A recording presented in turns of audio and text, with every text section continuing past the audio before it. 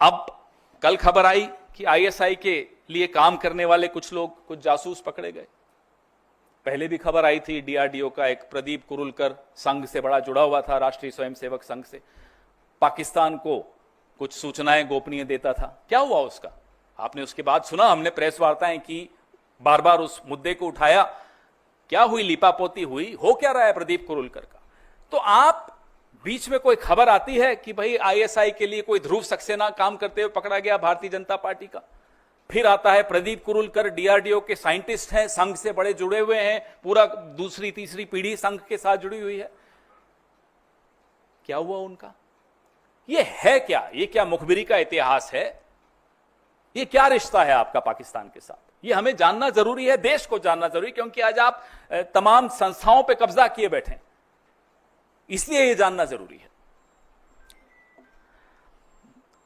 नरेंद्र मोदी जी जब मुख्यमंत्री थे गुजरात के, तो एक लाइन बड़ी अच्छी बोलते थे, जो आज के लिए बिल्कुल उपयुक्त है, कि समस्या बॉर्डर पे नहीं है, समस्या दिल्ली में है।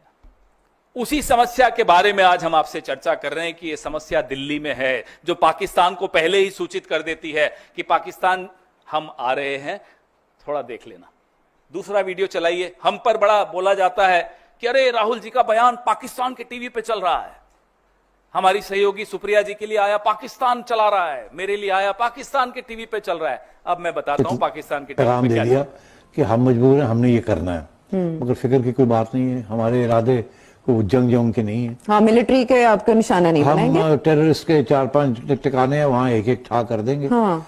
और आंख मारी के निकाल लो लोगों को वहां से। जी, बताने का तो यही वहाँ तो यही तनकीद की जा रही है कि आपने तो अलर्ट कर दिया भाई। तो जाहिर है फिर वहां से अगर कोई था वहाँ, हाँ। बच्चे थे तो उनको निकालिए, फिर भी कुछ रह गए, फिर भी मारे गए, सिविलियंस मारे गए।